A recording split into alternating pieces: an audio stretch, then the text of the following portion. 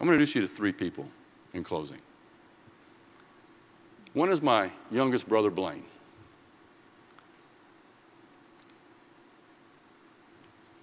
You heard about my size. Well, Blaine today is a very stout man. He got just about that thick, solid, amazing guy. He played on the football team. He was a discus thrower. And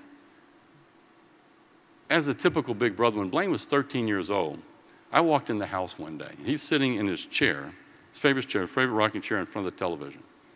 And he was sitting about this far away from the television because he had bad eyesight. He wore real thick glasses and stuff. And I laughed. I said that's when he's in a movie theater. It's a big screen television. You put it up that close. And he would sit down with a big bowl about this big, looked like a big salad bowl. And you'd have it in the lap, and you have a bowl of cereal on one side and a gallon of milk on the other. And he'd pour the cereal in, pour the milk, and he'd eat and pour it. He'd go through like 3/4 of a box of cereal while he's watching television. 13 years old.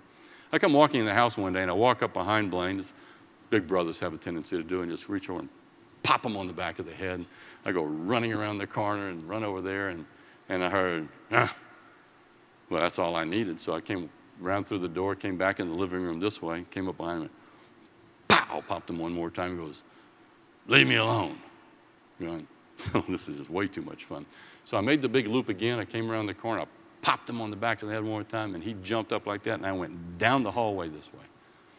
And I got about 4 steps down the hallway, and Blaine was in front of me. He was cat quick within 3 or 4 strides. And he had me by the shirt and picked me up, and he threw me against the wall and said, I said, leave me alone. I did. Matter of fact, I said, I'm going to the store to get a Coke. Can I buy you one?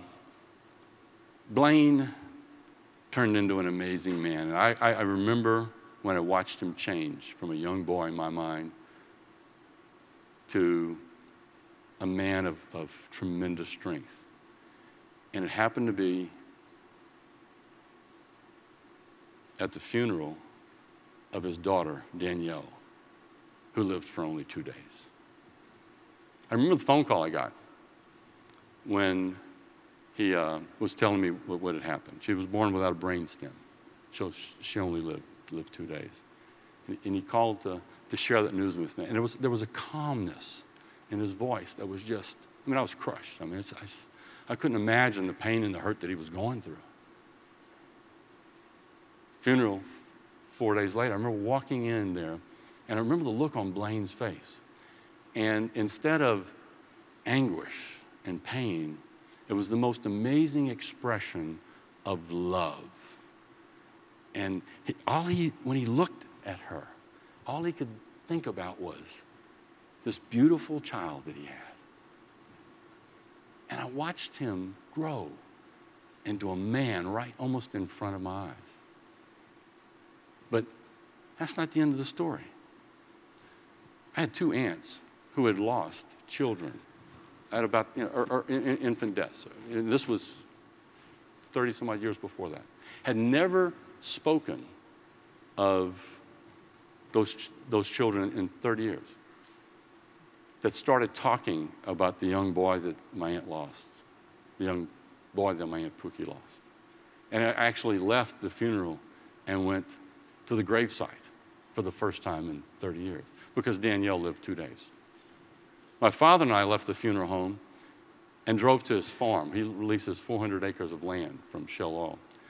And he has a hay crop on it. And I won't visit my father during hay season because my father's 80 years old right now, and he still has these 40-pound bales of hay that he goes, and he has my niece drive the tractor pulling a wooden sled, and my dad walks alongside and picks up the hay and puts it on the back of the sled. I don't visit him in the spring. My dad and I walked across that farm that day, and for the first time in about 30 years, my dad told me that he loved me because she lived 2 days. Now, I share that story with you because if she can do this in 2 days, she's still doing it today, by the way, because I'm sharing this story. She's still touching lives. If she can do this in 2 days, what can we do on our desks in our office each and every day? Because we're dealing with people at unbelievable, critical times in their lives. To bring it home, I'm going to tell you about the third one. That's Roberta. Roberta was a temporary who worked for our company. And I met Roberta's husband, John, in our church in a hallway. And he stopped and he said, Mike, he said, I got to thank you for what your company did for our family and Roberta last year. I said, what do you mean? He said, you probably don't know this, but she lost her mom this past year. I've been out of work for about 8 months now. And you put Roberta to work on 3 or 4 different temporary assignments throughout the year. And the way you interacted with her, when your staff interacted with her, you were the best thing that happened in our family last year. She's just a temp, right? There is no such thing. We touch people in their lives at some of the most critical, and we sometimes may never, ever know it. If we will stop and look at the pulse points, the things that truly create the rhythm of our desk, the rhythm of our business. If we look at trying to probe into the pain the clients interact, the pain the candidates deal with, if we do our job to the maximum level that we are capable of, we literally will touch and change people's lives.